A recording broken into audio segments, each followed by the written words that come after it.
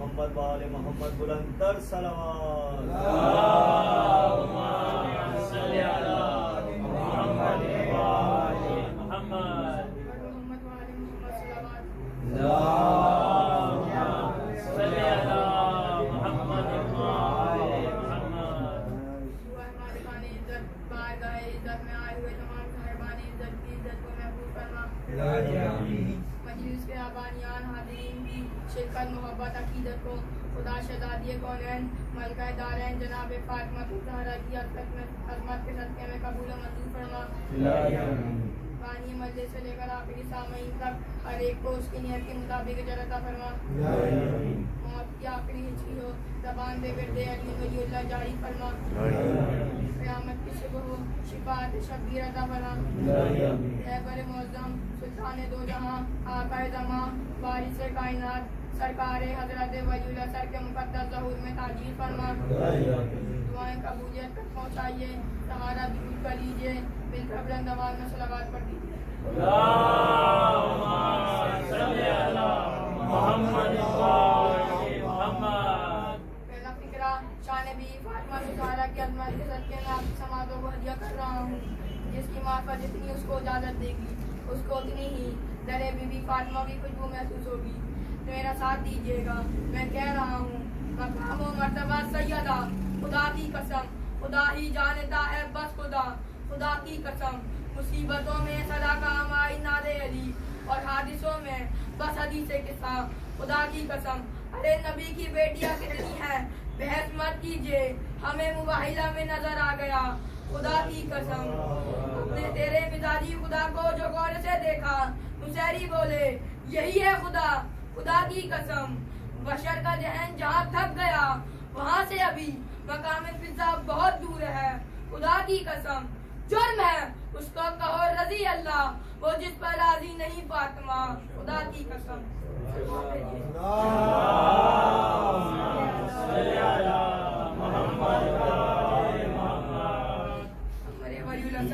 मैं जितनी देर तक मिंबर के मुसल्ले पर हूँ मेरी जबान से निकला हुआ एक एक लफ्ज दहलीज़ अबुल फजल अब्बास और दहलीज़ बीबी फातिमा को मुक़द्दस का काबा समझकर उसका तवाफ करेगा। सबसे पहले मैं अपनी कम इल्मी का एतराफ़ और बाबे अबुल फजल अब्बास से मांगी हुई खैरात पर एतमाद करके कहूँ कि किसी बशर में जुर्रत नहीं वो ये कहे कि मैं हकीकत अली इब्न अबी तालिब जानता हूँ। सामईने कदर, आज की ये गुफ्तगू, ये खिताबत उस पाक मौज़मा के ज़ाते इक़दास पर है जिस पे गुफ्तगू करना भी इक़दास बशरियत में नहीं है। शहज़ादी की अज़मत हकीकत बयान करने के लिए लहजा तौहीद का होना ज़रूरी है। तवज्जो, लहजा तौहीद का हो, ज़बान रसूल की हो, लफ्ज़ कुरान के हो, तो ही बीवी फातिमा ज़हरा सलामुल्लाह अलैहा की अज़मत का अदराक हो सकता है। मेरी तो इतनी औकात नहीं, हैसियत नहीं, विसात नहीं, मैं तो दहलीज़ बीवी फातिमा की ज़मीन की खाक के बराबर हूँ। तो मैं आज इस दहलीज़ पर गुफ्तगू करूँगा। कुरान मजीद फुरकान हमीद में एक आयत मौजूद है जिसमें अल्लाह कसम खा रहा है, याद रहे कसम अल्लाह खा रहा है, अबद नहीं खा रहा, माबूद खा रहा है, और कसम वो खा रहा है जिसे कसम खाने की जरूरत ही नहीं। कसम सिर्फ दो कैफियतों में खाई जाती है, या तो अपनी बात में वजन बढ़ाना हो, या फिर जिसकी कसम खाई जाए उसकी अहमियत को लोगों तक बतलाना हो। तो अल्लाह तो अपनी बात में वजन बढ़ाने से रहा, अल्लाह तो बेनियाज है। तो ये साबित होता है कि अल्लाह के कसम खाने की वजह दूसरी है। तवज्जे, जो आज फातिमा सुनने आए हैं वो अपने होने का सबूत दीजिए। अल्लाह कुरान में कसम खा रहा है, मुझे उस दहलीज़ की कसम जहाँ सितारे आके सजदे में गिरते हैं। अल्लाह कुरान में कह रहा है, मुझे उस दहलीज़ की कसम जहाँ सितारे आके सजदा करते हैं। अब जाओ, पूरी कायनात तुम्हारे सामने है, जाओ पूरी कायनात में तहकीक के घोड़े दौड़ाओ, मुझे वो घर दिखाओ, वो चौखट दिखाओ जहाँ सितारा उतरा हो। अगर तुम्हारी नजरें दहलीज़ सैयदा के अलावा कहीं और जा नहीं तो ये तस्लीम कर लेना कि अल्लाह की कसम जो खाए वो मखलूक है, और अल्लाह जिसकी कसम खाए वो फातिमा ज़हरा के घर की दहलीज़।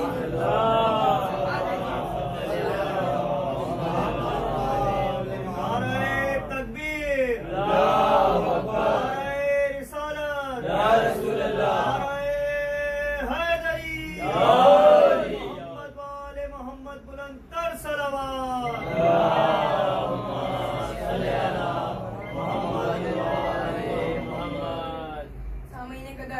अपने अकीदे की तर्जुमानी करते हुए आपको एक जुमला हदिया कर रहा हूँ। मेरे अकीदे के मुताबिक अर्श खुदा सब्ज़ है दलील फातिमा। जो मेरा अकीदा सुनकर परेशान है उनके लिए मैं अपने अकीदे की सच्चाई की दलील दे देता हूँ।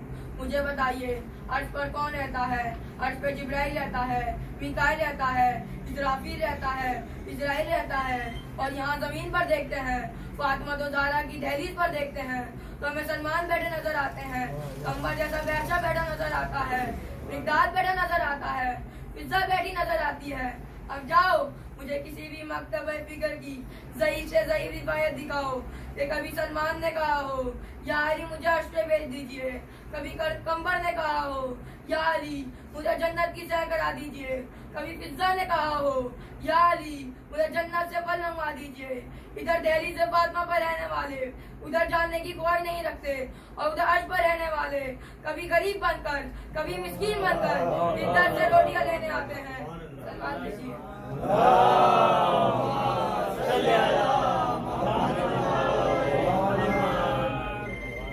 सामईन कदर, इधर वाले उधर जाने की ख्वाहिश नहीं रखते, उधर वाले जब इस दहलीज पर आते हैं तो फरिश्ता बनकर नहीं आते, कभी गरीब बनकर कभी मिस्कीन बनकर इस दर पर आते हैं। तारीख की किताबों में एक वाकया लिखा है कि एक मर्तबा कोई आया था, वहाँ से उसने अपना तारुफ करवाया था।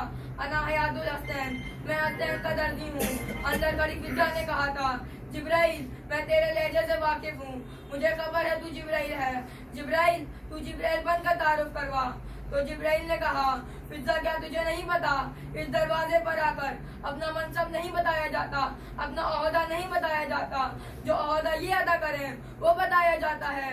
इनके लहजे को कुन कहते हैं, ये इख्तियारात के मालिक हैं, ये जो कह दें वो हो जाता है, ये जो बोल दें वो बन जाता है। सलवात भेजिए।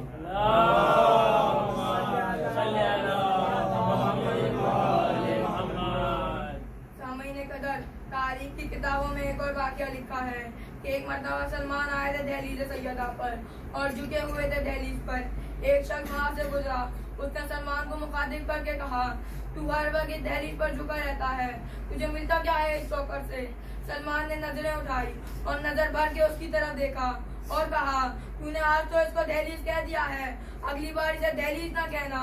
उस शख्स ने कहा, ये लकड़ी का एक दरवाजा है, एक चौखट है, इसे दहलीज ना कहूँ तो और क्या कहूँ? तो सलमान ने कहा, ये दहलीज नहीं, ये सिदरतुल मुंतहा है, ये सिदरतुल मुंतहा है। अब वो बोलेगा जिसका अकीदा सलमान के अकीदे से मिलता हो। सिदरतुल मुंतहा का नाम आना था। उस शख्स ने कहा, अली के इश्क में अली के दरवाजे पे बैठ बैठ कर कैसी बहकी बहकी बातें करने लग गया है। तुझे पता भी है सिदरतुल मुंतहा क्या है? कहाँ ये लकड़ी का दरवाजा, कहाँ सिदरतुल मुंतहा? सिदरतुल मुंतहा वो जगह है जहाँ मेराज पर जिब्राइल के कदम रुक गए थे। सलमान मुस्कुराए और कहा, जहाँ मेराज पर जिब्राइल के कदम रुक जाए उसे सिदरतुल मुंतहा कहते हैं, और जहाँ मोहम्मद के कदम आकर रुक जाए उसे दहलीज फातिमतुज़ ज़हरा कहते हैं। या मानो या मनवाओ, या कुरान पे लिखो या मुझसे लिखवाओ, मैंने सिर्फ नबी को दो जगह पे रुकते देखा है, एक मेराज पर पर्दे के पीछे और दूसरा हज़रत मोहम्मद सल्लल्लाहु अलैहि वसल्लम को बीवी फातिमा के दरवाजे पर। सलाम भेजिए।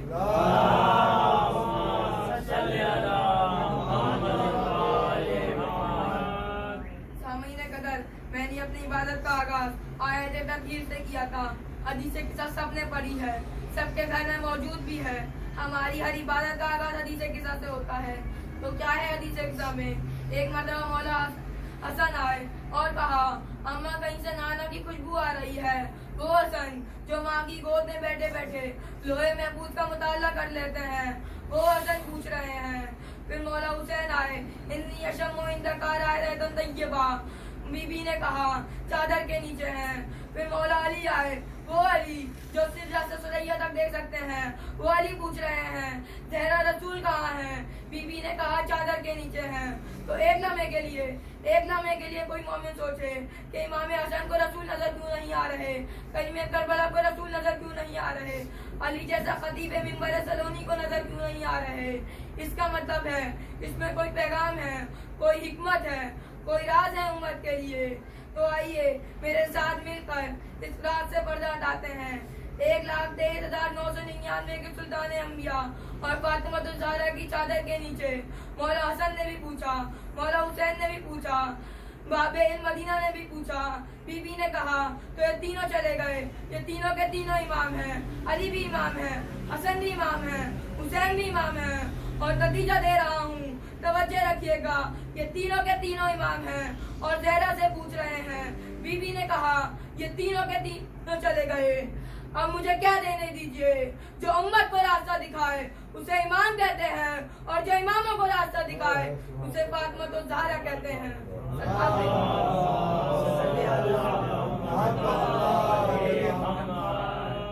अब याद आई मासूम की हदीस। मासूम ने फरमाया था हम है खलाइक पर हुज्जत और हमारी माँ है हम पर हुज्जत। हुज्जत उसे कहते हैं जो मखलूक से अल्लाह पहचानवाए, हुज्जत उसे कहते हैं जो मखलूक से अल्लाह मनवाए। हमने उम्मत को बताया कि अल्लाह है और हमारी माँ फातिमा तो ज़हरा ने हमको बताया कि अल्लाह है। क्या शान है भी फातिमा तो ज़हरा आपकी। ऐ बिन्ते पैगंबर, अगर तू माओ में ना होती तो जन्नत भी कभी माओ के कदमों में ना होती। और याद रहे जन्नत भी सिर्फ उस माओ के कदमों में है जो माँ फातिमा तो ज़हरा के कदमों में है।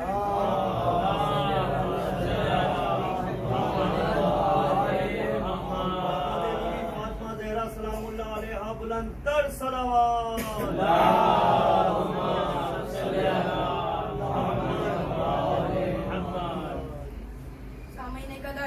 ये वक्त मेरी गुंजाइश में नहीं है, यही अब यहीं तक, हद तक फजाइल है। जिंदगी बाकी तो मुलाकात बाकी। वक्र वलीउल असर का ज़हूर हुआ, मदीने वाली शहजादी ने चाहा तो आपकी चेहरों की दोबारा जियारत होगी। अज़ादारों, 4 कत्ल हुसैन से पहले मदीने में हुए। पहला कत्ल रसूल का हुआ, कातिल छुप गया। अली को मस्जिद में बदमाश के जरिए कत्ल कराया गया। ये नहीं बताया तलवार कहाँ से आई थी, जहर किसने दिया था, लालच किसने दी थी। कातिल छुप गया। बीबी का कत्ल मदीने में हुआ, ये फिर नहीं बताया कि घर पे हमला किसने किया था, दरवाजा किसने जलाया था, बीबी की पसलियाँ किसने शहीद की थी। कातिल छुप गया। हसन का कत्ल मदीने में हुआ, ये फिर नहीं बताया कि जहर कहाँ से आया था, कपड़े का इशारा किसने दिया था, तीर किस छत से आए थे। कातिल छुप गया तो 4 कत्ल सैयदों के मुसलमानों ने छुपा दिए। इस उम्मत ने अली के फजाइल छुपाए, बतूल के मसाइल छुपाए, अली की फजीलत छुपाई, बतूल की मुसीबत छुपाई, शहजादी की गुर्बत छुपाई। मुझे बादशाह हुसैन की कसम है कि कत्ले ज़हरा तो कभी खुल के पढ़ा ही नहीं गया। मैंने बड़े बड़े उलमा को 2 जुमलों की शहादत बयान करते सुना है, बस कह दिया जाता है बीबी दरबार में गई थी और वापस आ गई। हमारी और आपकी आंख से आंसू निकालने के लिए कह दिया जाता है बीबी जब दरबार में गई थी तो बीबी के सर के बाल सिया थे, जब वापस आई तो सर के बाल सफेद हो चुके थे, बीबी की कमर झुक चुकी थी। अरे क्यों नहीं बताया जाता बीबी की कमर क्यों झुकी थी, बीबी के सर के बाल क्यों सफेद हुए थे। मेरे सामने मेरे बुजुर्ग और जिम्मेदार चेहरे बैठे हैं। अब आपकी आंख से आंसू ना निकले तो आप जाने, गाजी अब्बास जाने। सारी जिंदगी ये सुनते आए हैं ना कि बीबी जब दरबार से वापस आई हैं तो बीबी के सर के बाल सफेद हो चुके थे, कमर झुक चुकी थी। किसी को मेरी बात बुरी लगे तो कनीज का बेटा समझकर माफ कर देना।